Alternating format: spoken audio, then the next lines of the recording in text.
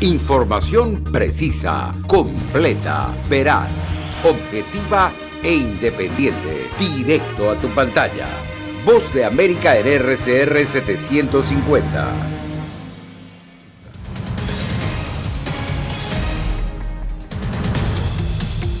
Con reforma migratoria en la mira, el presidente Biden recibe a soñadores en la Casa Blanca. En 92% se incrementó el tráfico de personas por vía marítima. Alerta de la patrulla fronteriza. Recrudecimiento del conflicto en Gaza convoca al Consejo de Seguridad de la ONU. Y la plataforma de mensajería digital más popular en el mundo establece nuevas reglas.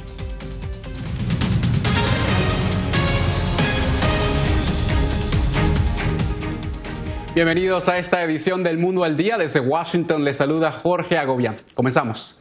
En un intento por impresionar al Congreso para que avancen las negociaciones sobre el plan de reforma migratoria, el presidente Joe Biden recibió este viernes en la oficina Oval a 6 jóvenes que ingresaron antes de los 16 años a Estados Unidos. Se les conoce como soñadores o dreamers, también en inglés. Nos conectamos en vivo con Jacopo Luxi desde Washington, que está dando cobertura a esta reunión. Jacopo, ¿qué tal? ¿Qué nos puedes decir de este encuentro? ¿Qué se ha dicho? Bueno, Jorge, ocurrió a puerta cerrada después de las 3 de la tarde, entonces hasta ahora no sabemos mucho, pero ocurrió en un momento muy importante porque la conversación bipartidista sobre el tema de inmigración está estancada en ambas cámaras, entonces es una razón para un poco mover las cosas, sobre todo cuando los republicanos dijeron que solo si se soluciona la crisis frontera después se podría hablar de cualquier beneficio para los millones de inmigrantes indocumentados que viven en Estados Unidos. Recordamos que el 18 de marzo se aprobaron 2 proyectos de ley para crear un camino a la ciudadanía para los soñadores, los titulares del TPS y los trabajadores agrícolas, pero después de esa fecha nada más ocurrió. Entonces hoy Jen Psaki, la vocera de la Casa Blanca, habló de este encuentro y explicó que para Joe Biden los soñadores son una parte fundamental de la historia estadounidense y por eso se encontró con ellos. Ciertamente los está trayendo aquí para resaltar eso y, como dijo en su discurso de sesión conjunta, cree que hay una oportunidad para avanzar en áreas en las que estamos de acuerdo. Entonces encontremos áreas en las que estemos de acuerdo sobre la reforma migratoria. Él continúa trabajando para eso. Lo habló en su discurso de sesión conjunta y continuará teniendo conversaciones y tiene a su personal más experimentado sosteniendo conversaciones sobre cómo podemos hacer avanzar en esto o en componentes de la reforma. En la rueda de prensa, Psaki respondió a las preguntas sobre las razones por las cuales ni el presidente ni la vicepresidenta fueron hasta hoy a la frontera sur de Estados Unidos. Así respondió la vocera.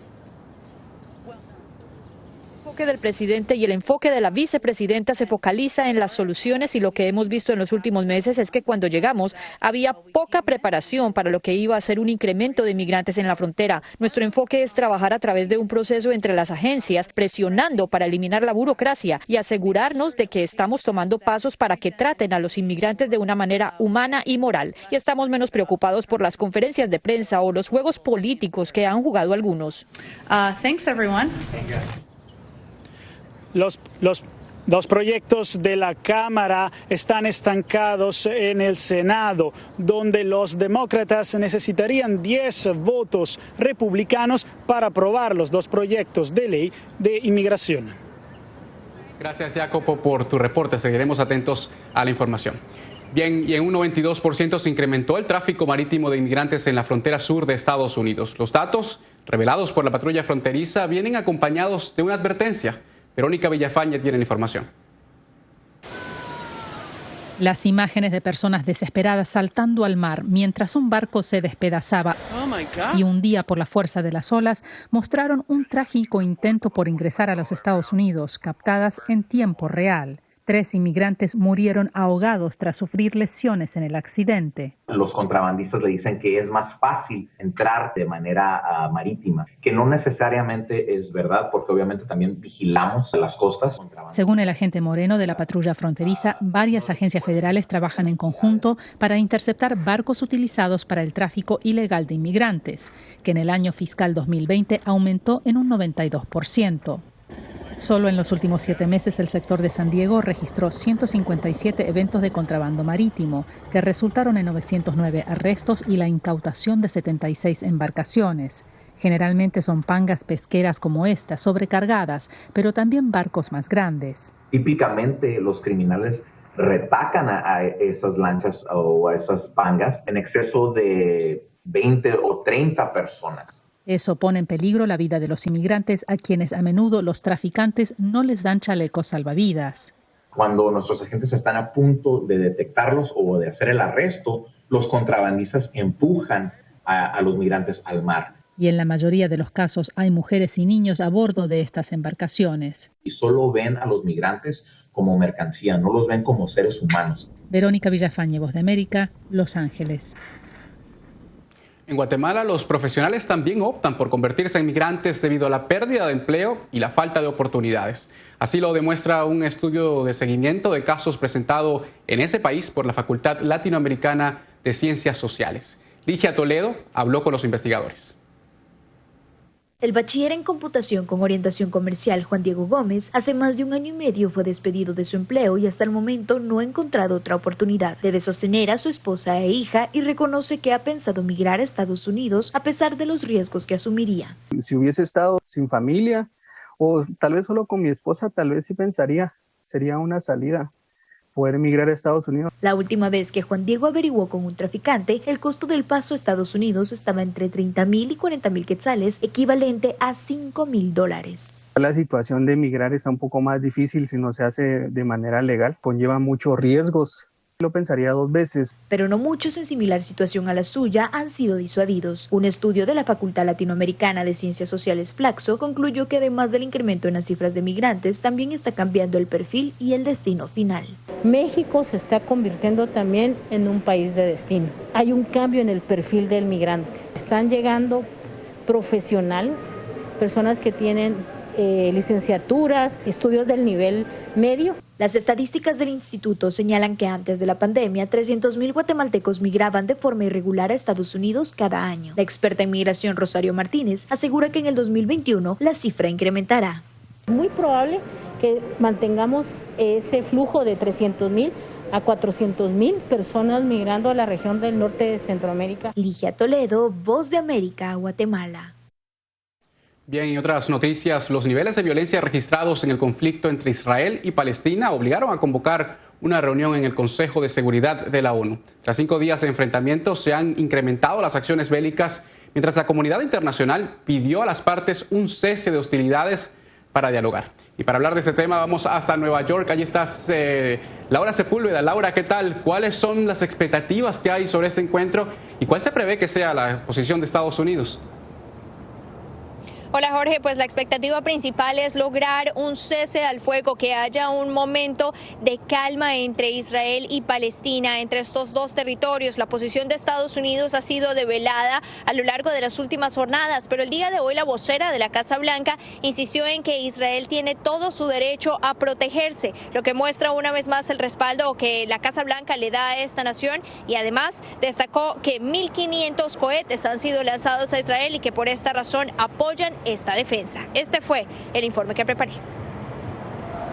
El recrudecimiento del conflicto entre Israel y Hamás obligaron la convocatoria del Consejo de Seguridad de la ONU, que tendrá lugar este domingo. Preocupado por las posibles violaciones al derecho internacional humanitario, el vocero de la Oficina de Derechos Humanos de la organización expresó su preocupación por las condiciones que enfrentan los civiles en Gaza. El número de víctimas sigue aumentando en ambos lados del conflicto y los civiles están sufriendo. En la franja de Gaza, hogar de unos 2 millones de palestinos, las hostilidades también han impactado el acceso al agua, el saneamiento, la atención médica y la respuesta al COVID-19.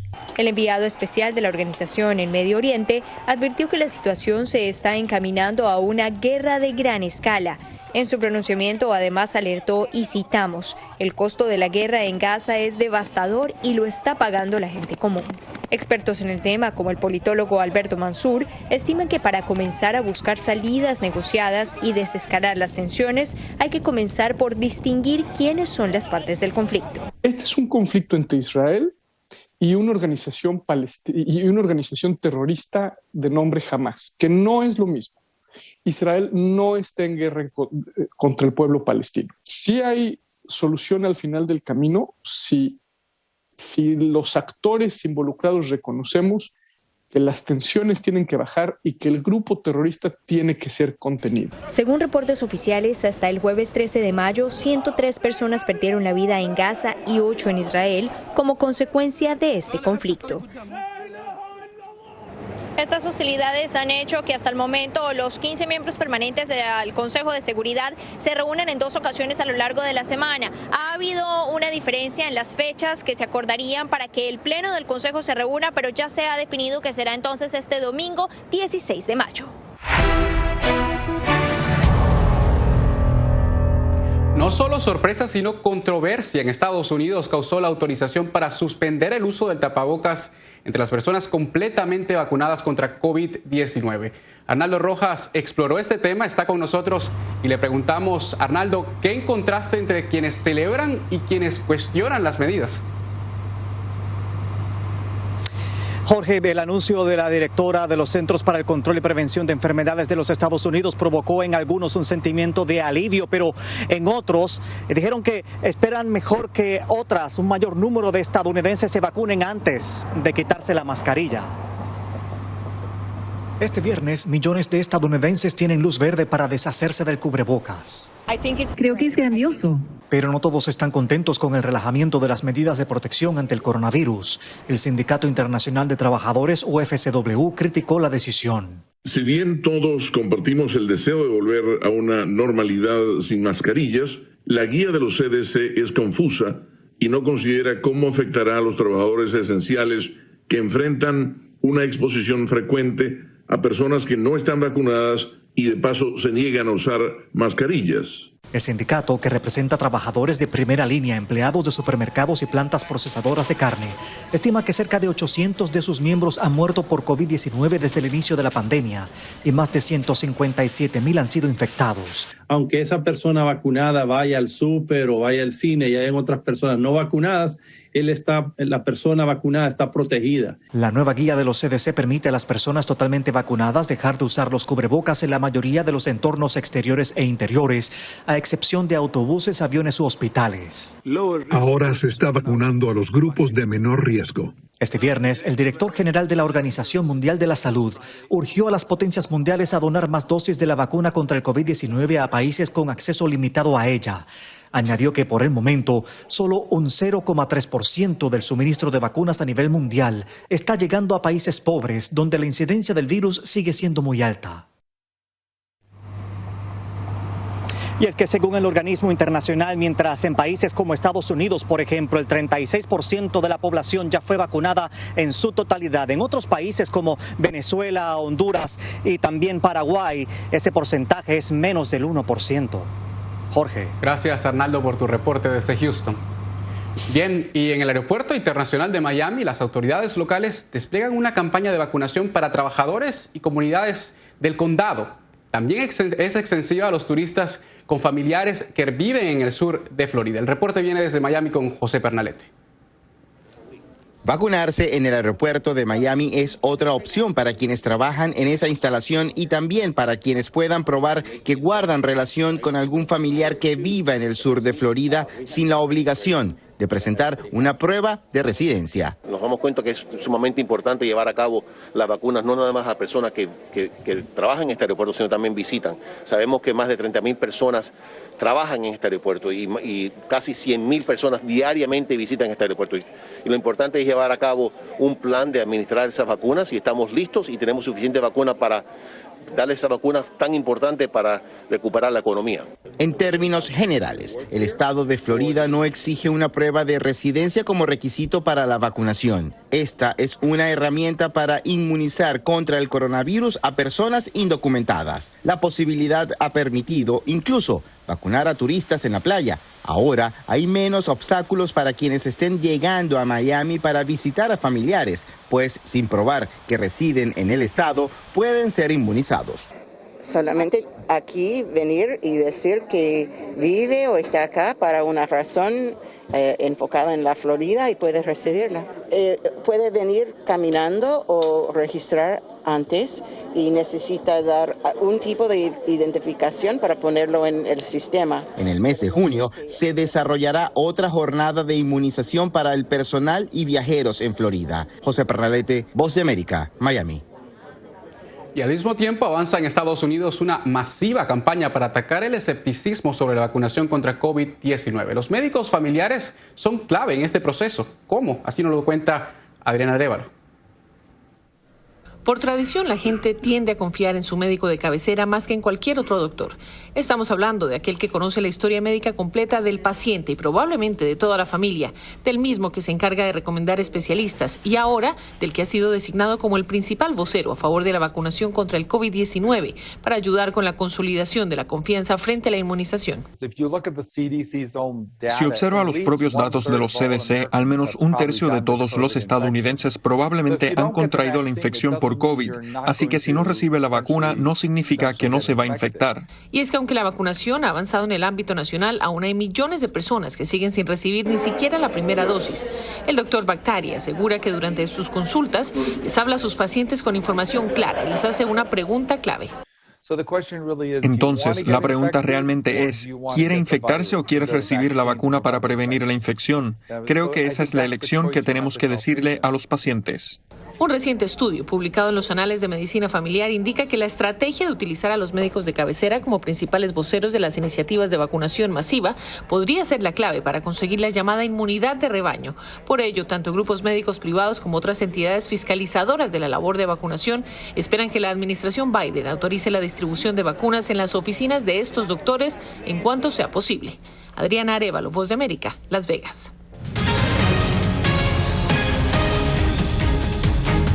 Organizaciones sociales prevén que más nicaragüenses emigrarán a Estados Unidos, Costa Rica y Panamá. Eso por la inestabilidad sociopolítica que persiste en ese país. El informe nos llega desde Managua con Donaldo Hernández.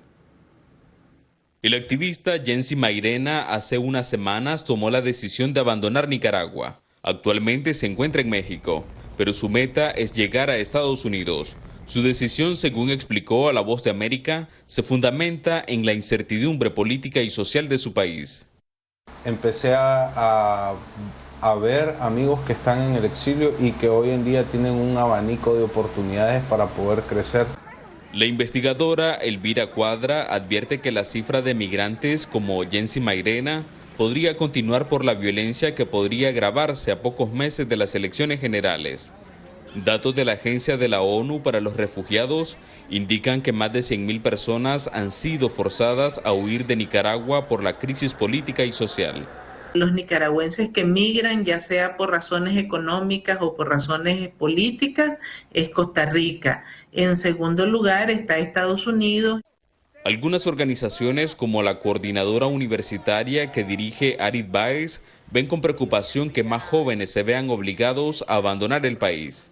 Hablando de la polarización entre la sociedad vaya a continuar y se desate una ola de violencia. En 2019, las autoridades gubernamentales implementaron el programa llamado Retorno Voluntario y Asistido, para que los nicaragüenses que huyeron de la violencia regresaran al país. Sin embargo, hasta la fecha no han brindado información sobre sus resultados. Donaldo Hernández, Voz de América, Managua. Y los efectos del cambio climático son cada vez más evidentes en Honduras, donde siguen pendientes medidas y presupuesto para hacerle frente. A la fecha, solo en incendios forestales se han registrado más de 200 siniestros, lo que implica un daño ambiental mucho más grave. Esto sin olvidar el inicio de la nueva temporada de huracanes. Oscar Ortiz nos presenta los detalles. Honduras es uno de los países más afectados por el cambio climático en la región centroamericana. Solo en este 2021, según el Instituto de Conservación Forestal, se han contabilizado más de 200 incendios forestales, 6.000 hectáreas de bosque afectadas y los embates de tormentas tropicales. Y según el índice de riesgo climático que elabora cada año Herman Watch, el país centroamericano fue el segundo más impactado por huracanes, tormentas e inundaciones en la última década. Ahora estamos bajo amenaza de todos los años, estamos en el camino de los huracanes, pero las repercusiones locales son más severas en este momento en nuestros países de Latinoamérica y especialmente en Honduras. Sin embargo, la alerta ante la temporada de huracanes está activa y según un informe de la Universidad Estatal de Colorado, prevé que al menos 17 tormentas podrían hacerse presente en Honduras, panorama que complica aún más una recuperación económica. Alta tasa de pobreza en crecimiento, producto de la pandemia, los empleos se pierden y yo creo que es momento de que a nivel de empresa privada, a nivel de gobierno y a nivel de sociedad asumamos la responsabilidad social individual, ¿verdad? Hoy en día Honduras no aplica estrategias para reducir las incidencias y los resultados están a la vista. Internacionales nos dicen que podríamos tener todavía una oportunidad que en mayo, final, la segunda quincena de mayo sea un poquito lluviosa. Para hacerle frente a los estragos del cambio climático, existe el denominado Fondo Verde del Clima, una entidad creada por Naciones Unidas para apoyar a los países en su transición hacia inversiones limpias y resilientes. Oscar Ortiz, Voz de América, Honduras. Gracias por continuar con nosotros. Y fíjese, si usted es usuario de WhatsApp, preste atención. A partir de este 15 de mayo, la aplicación de mensajería implementará cambios en sus políticas de privacidad. Alonso Castillo nos explica de qué se trata. La plataforma WhatsApp tiene más de 2.000 millones de usuarios activos en el mundo. Si ellos quieren continuar utilizándola, tendrán que adherirse a las nuevas políticas de la empresa. Para Susan McGregor, investigadora del Data Science Institute de la Universidad de Columbia, los cambios no constituyen una desviación importante de las políticas de privacidad actuales. WhatsApp ya reconoce que hay servicios de terceros en la plataforma. También señala en la política de privacidad que los mensajes se pueden compartir más allá de la plataforma y es posible que las personas graben sus llamadas. Las cuentas de los usuarios que no acepten las condiciones no serán eliminadas automáticamente. Sin embargo, según la compañía, después de algunas semanas la funcionalidad será limitada y la aplicación dejará de enviar mensajes y llamadas desde su teléfono. Lo que Facebook está tratando de hacer es facilitar que las empresas que usan WhatsApp compartan los mensajes que ingresan a la cuenta comercial dentro de su organización. Es más fácil para una empresa que tiene representantes de servicio al cliente enviar su mensaje desde WhatsApp. Los usuarios tendrán nuevas opciones para conversar con empresas a través de la plataforma.